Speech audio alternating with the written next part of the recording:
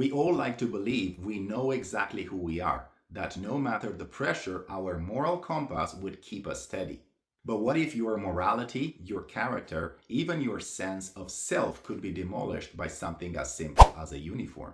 Today we're diving into the most infamous study in psychology, the Stanford Prison Experiment, the story of how healthy college students became sadists and broken victims in less than a week. But we're not stopping at the myth. We'll unpack the shocking timeline, the flaws and coaching that corrupted the study, and the lesson most people miss. The real danger is not the cruel guards, it's actually the good ones who stayed silent. In 1971, psychologist Philip Zimbardo set out to answer a question gripping America's prison system. Are prisons brutal because guards are cruel people, or does the very situation itself turn people cruel? Zimbardo recruited 24 healthy, emotionally stable male college students, the very picture of normal. They were paid $15 a day to participate. A mock prison was built in the basement of the Stanford Psychology building. Participants were randomly assigned to be prisoners or guards. The prisoners were arrested at their homes by real police, strict search, deloused, and given uniforms with ID numbers. Their names were stripped away. From now on, they were only numbers. The guards were also uniforms, wooden clubs, whistles, and most chillingly, mirrored sunglasses to block eye contact.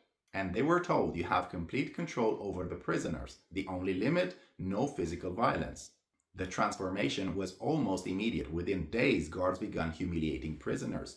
By day 2, the prisoners rebelled, barricading themselves in cells, tearing off numbers, shouting defiantly. The guards responded with fire extinguisher, forced push-up, sleep deprivation, and humiliation. Prisoners were made to clean toilets with their bare hands. Guards staged endless roll calls in the middle of the night, demanding obedience for no reason. To destroy solidarity, they created a privilege cell, rewarding compliant prisoners with better food and treatment, sowing suspicion and mistrust among the group. What began as a role play quickly became a psychological warfare. The psychological toll was catastrophic. Prisoners grew passive, depressed, and disoriented. They referred to themselves only by numbers, and by day 4, one prisoner was screaming uncontrollably and had to be released. And by day 6, half of the participants had suffered emotional breakdowns. The experiment, meant to last 2 weeks, was terminated only after 6 days. Zimbardo's conclusion became very famous. The situation makes the man. Put good people in a corrupt system and they will turn cruel. For decades, psychology textbooks treated this study like gospel, but recent deep dives revealed the cracks.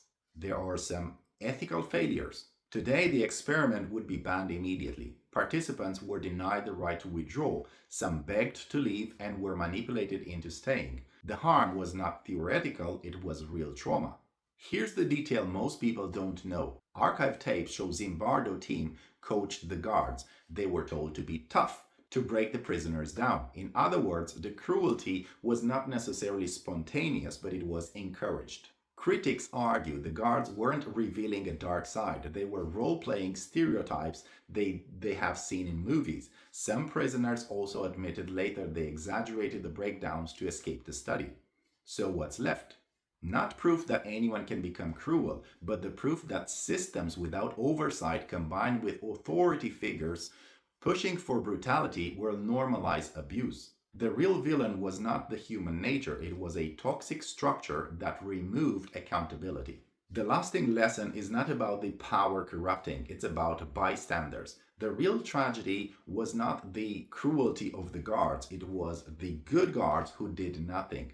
They saw abuse, they stayed silent, and silence gave cruelty permission.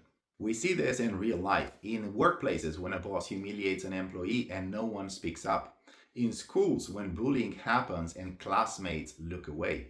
In politics when corruption spreads because citizens stop holding leaders accountable. Tyranny does not survive because of monsters, it survives because of the passive bystanders. Here are the red flags to watch for in real life.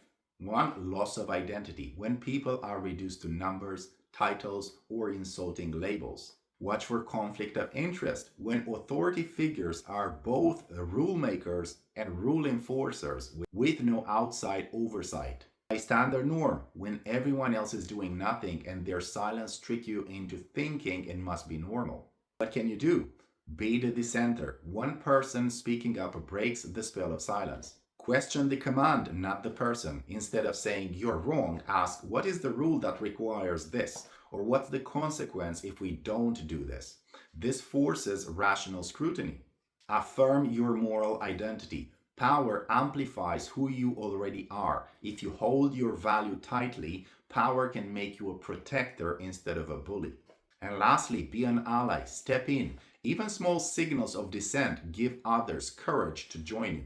But here's the lesson almost nobody talks about from this study. The experiment didn't just show how quickly people became cruel, it showed how quickly people lost themselves. Prisoners were not just abused, they internalized their roles. They answered only to numbers. Guards hid behind sunglasses, becoming faceless enforcers. The real danger of power is not just cruelty, it's dehumanization. When people lose their names, their individuality, their accountability, they stop seeing each other as human beings. And when that happens, anything becomes possible. What does the Stanford Prison Experiment really prove?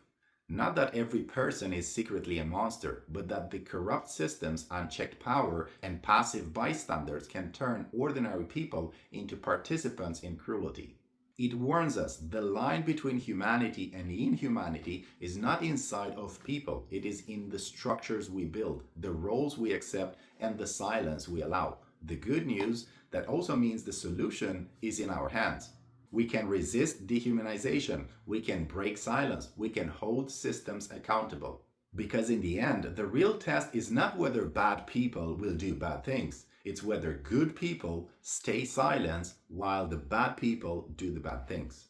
If this story changed the way you see authority, please hit subscribe and like. Thank you. See you next time.